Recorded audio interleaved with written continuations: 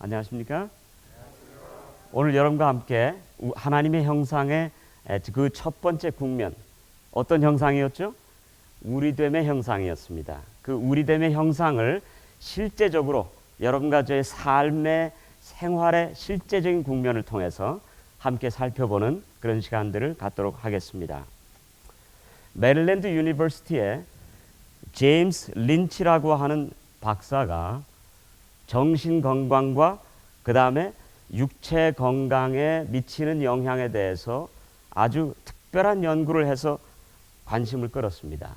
그분의 모든 연구 결과를 1977년 Broken Heart, The Medical Consequences of Loneliness, 다시 말하면 고독의 의학적인 결과, 고독의 의학적인 결과가 무엇인가 라고 하는 그 책을 썼는데, 한마디로 말해서 고독의 의학적인 결과는 뭐란 말입니까?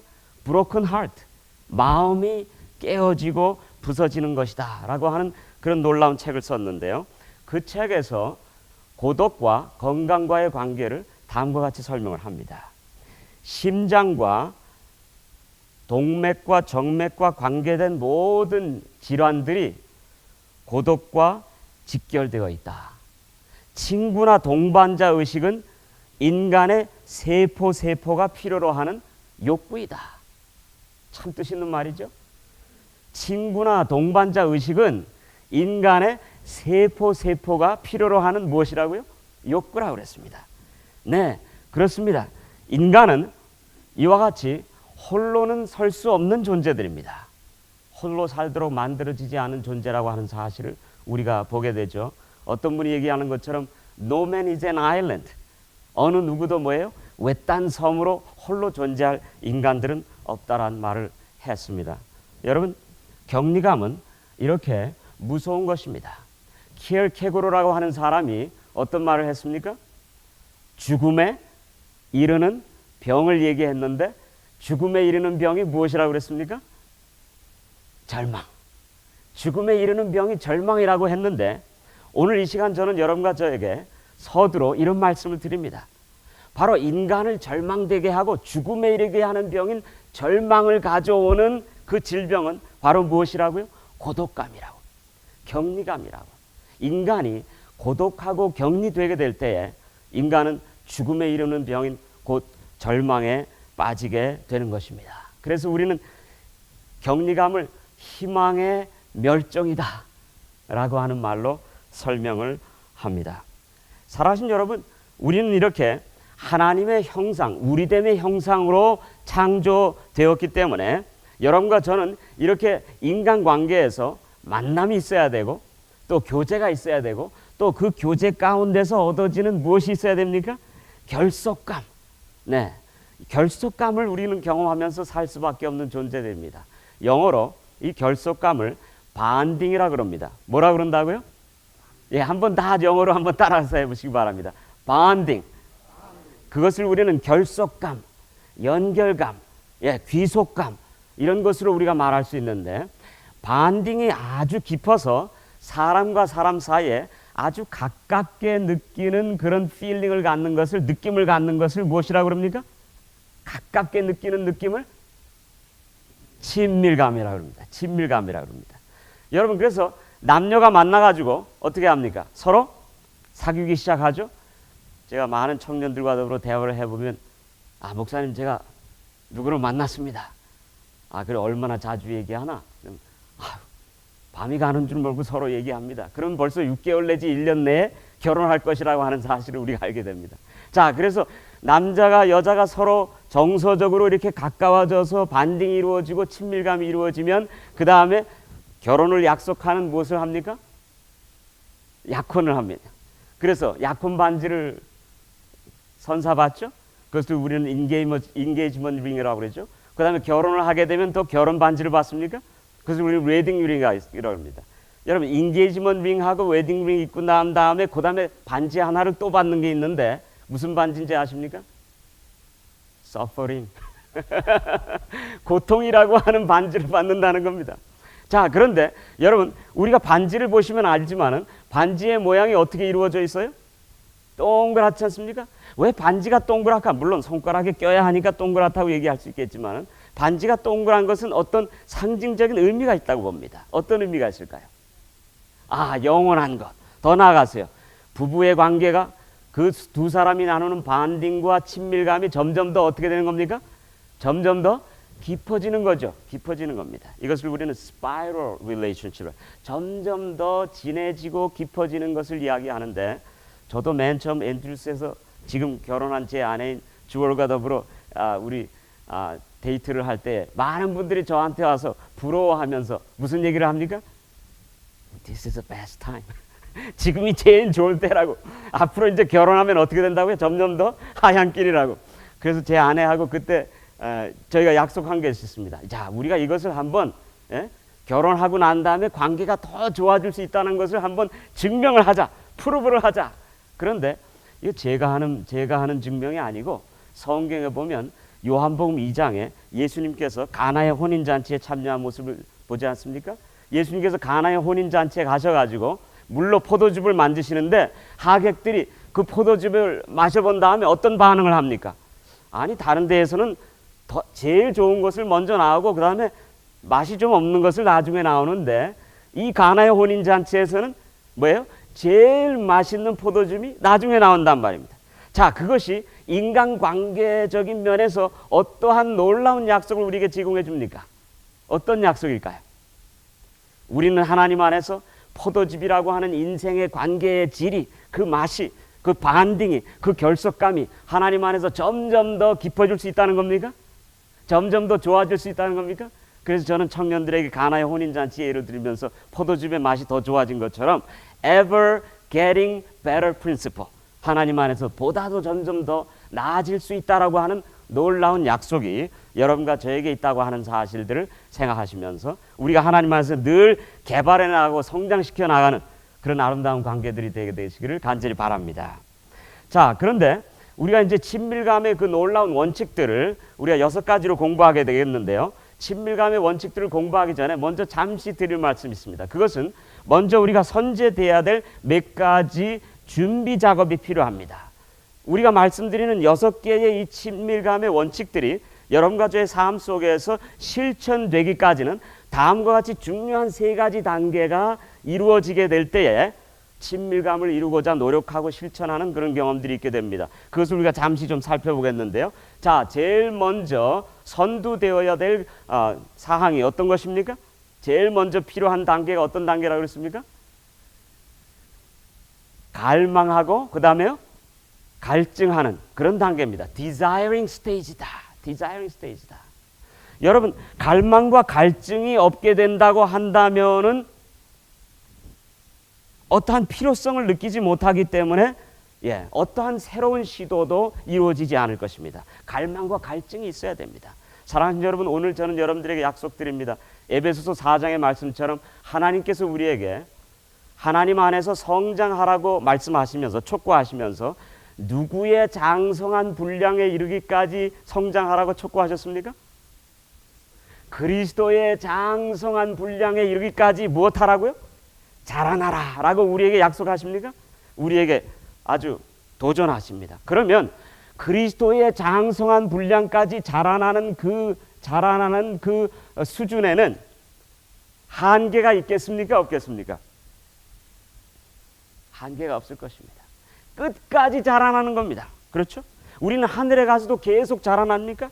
우리는 그리스도 안에서 계속 영원히 성장하는 삶 속에 여러분과 저가 초대되었다고 하는 사실을 오늘 우리가 기억하면서 여러분과 저가 하나님 앞에서 계속 자라나기를 그치지 않게 되시기를 간절히 바랍니다. 자, 두 번째는 어떤 단계가 필요하다고 그랬습니까?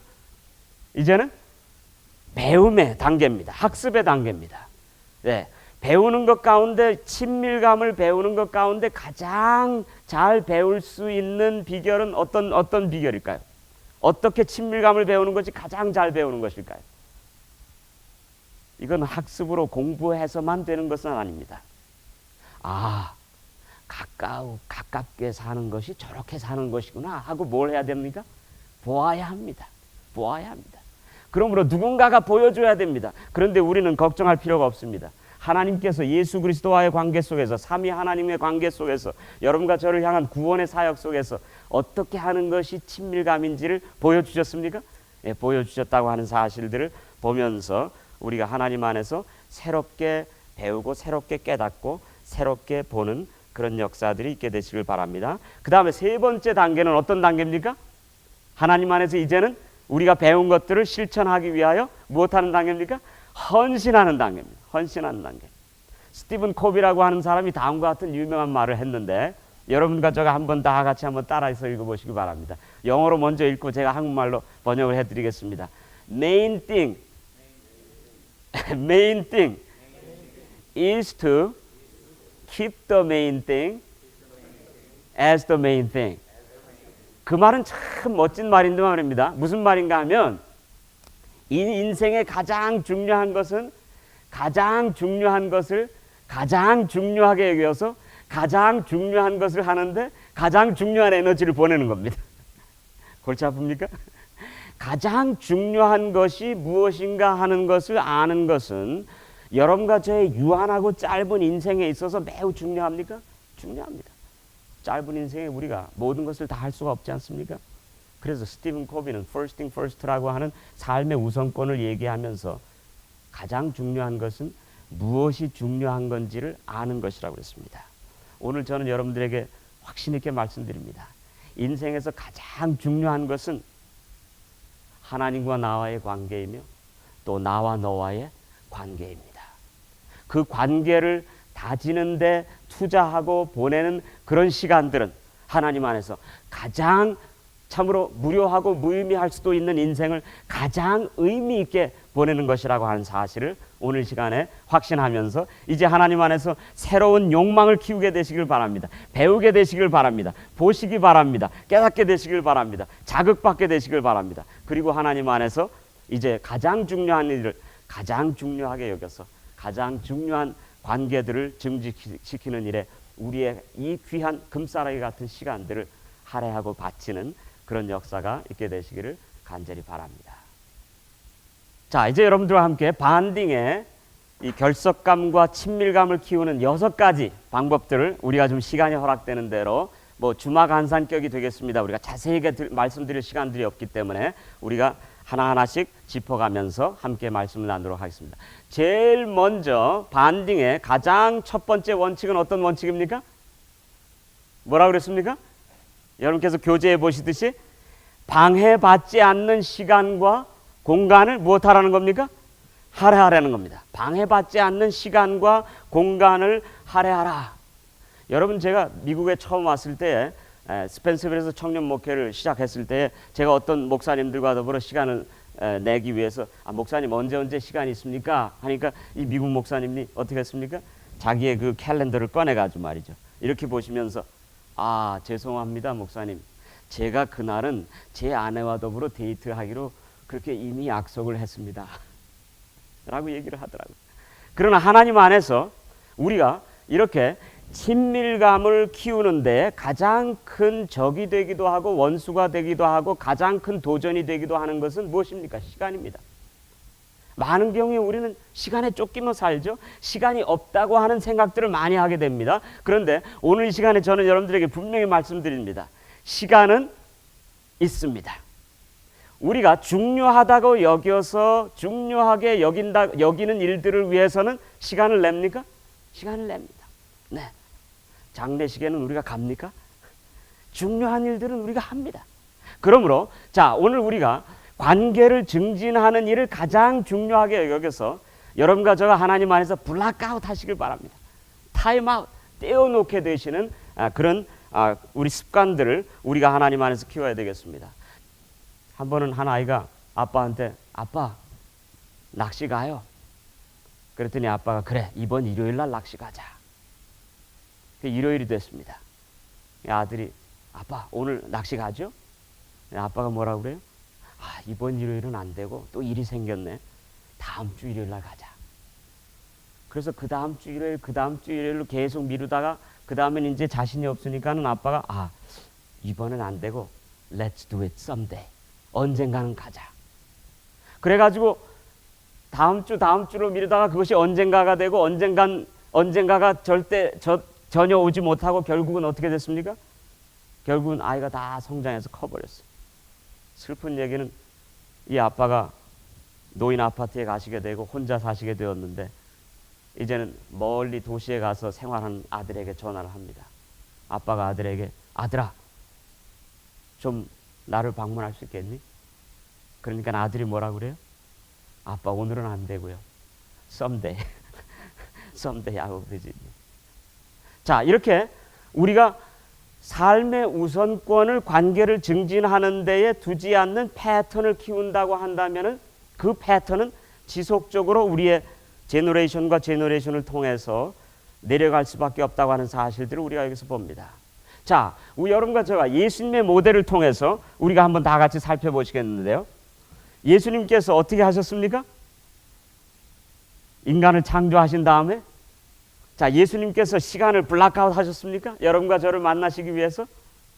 예, 천지 만물을 창조하시고 우주의 창조자이신 하나님께서 어떻게 하셨습니까?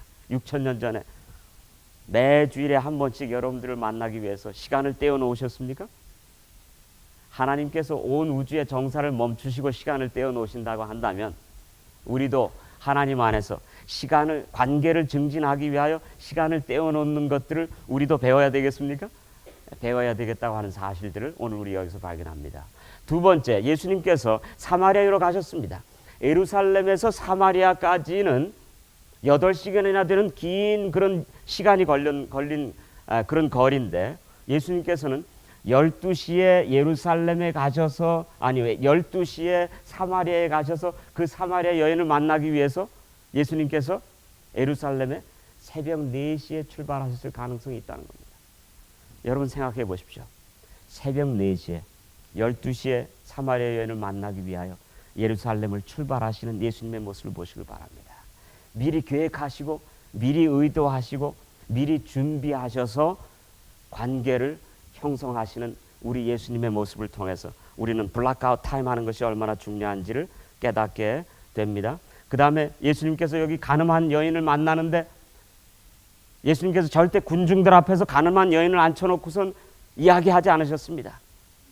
그 가늠한 여인을 죽이려고 하는 그래서 돌을 든 많은 사람들을 다 내쫓으신 다음에 성경에 보니까 누구와 누구만 남았다 그랬습니까? 예수님과 그 여인만, 방해받지 않는 시간입니다. 예수님과 그 여인만 있는 그 오붓하고 그 개인적이고 그 프라이빗한 자리에서 예수님은 뭐라고 말씀하십니까? 나도 너를 정죄하지 아니한다고 속삭이십니다. 우리는 예수님 안에서 하나님의 이 놀라운 안식일 제정의 원칙과 가늠하는 여인을 대하신 예수님의 모습 속에서 사마리아 여인을 만나시는 예수님의 모습 속에서 우리는 하나님 안에서 관계를 증진하기 위하여 아무리 바쁘고 피곤하고 힘들다 하더라도 관계를 증진하는 일에 여러분과 저가 시간을 떼어놓는 것은 마치 여러분과 저가 안식일을 지키는 것처럼 그런 거룩한 시간이라고 하는 사실을 오늘 우리가 생각하면서 서로를 위해서 시간을 떼어놓는 그런 축복된 시간들이 여러분과 저의 삶 속에 충만하기를 간절히 바랍니다. 자, 두 번째는 무엇입니까? 전 존재를 기울여서 무엇하는 겁니까? 경청하라. 전 존재를 기울여서 경청하라. 여러분, 대화의 구성 요소를 보면 대화가 전체가 100%라고 한다면 제가 여러분들에게 지금 전해드리는 이 말은 대화의 전체 구성 요소가 100%라고 한다면 제가 드리는 이 말은 몇 퍼센트에 해당할까요? 7%밖에 해당하지 않는다는 겁니다. 제가 드리는 이 말은. 그리고 제 목소리를 타고 나가는 이 억양은 대화가 전체가 100%라고 한다면 38%나 된다고 하는 사실입니다. 그러면 가장 많이 어떤 뜻을 전달해 주는 대화의 매체는 바로 몸동작이라고 하는 것입니다.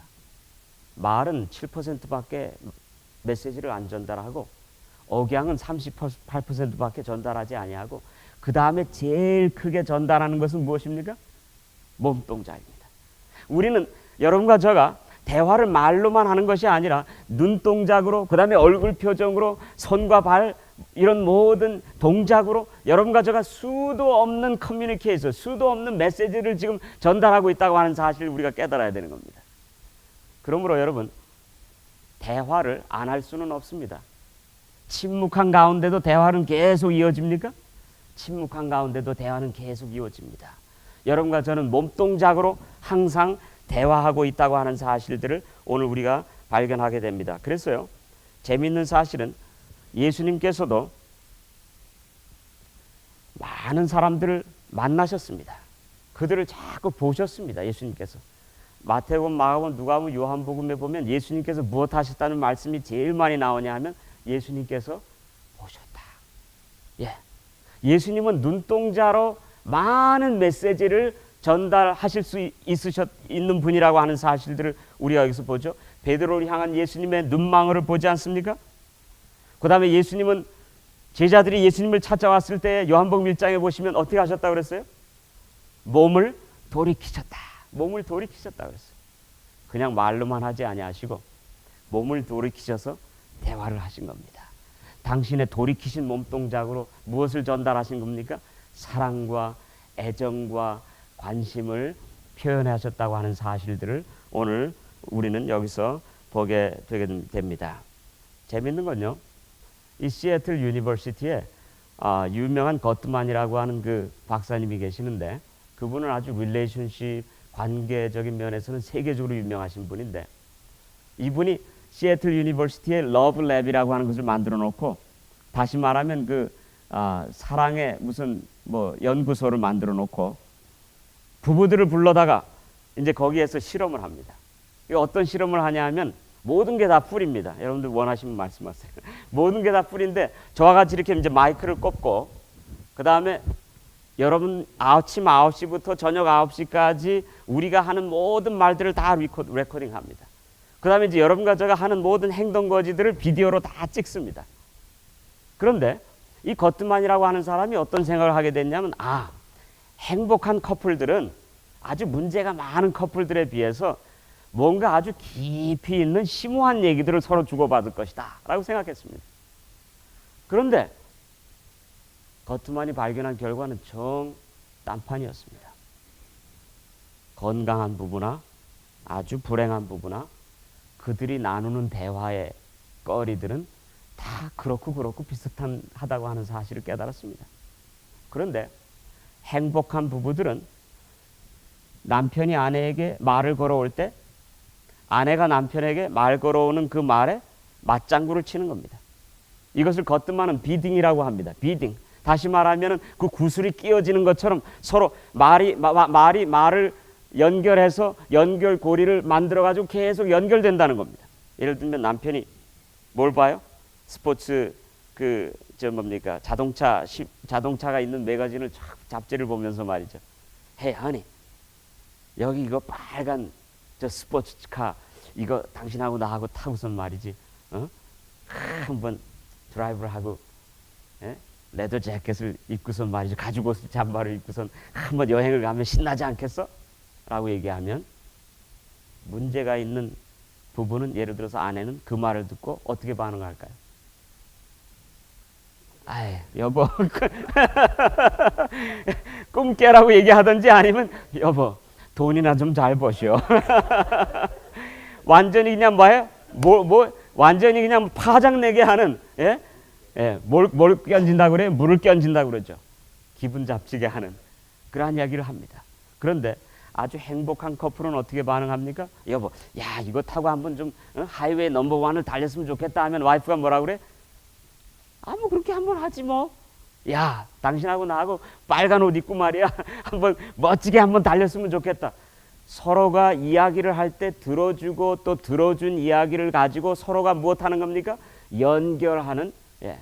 그리고 거트만이 발견한 놀라운 사실은 행복한 커플을 대상으로 해서 조사를 해보니까 30분 동안 그들이 식사하는 동안, 행복한 커플은 30분 동안 식사하는 동안에 몇 번의 대화가 오고 갈까요?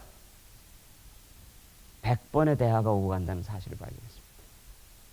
그러므로 대화는 말로만 해서 되는 것이 아니고 눈동자, 얼굴 표정, 또 제가 이렇게 손을 어느 분에게 얹어주는 거, 또 머리를 만져주는 거,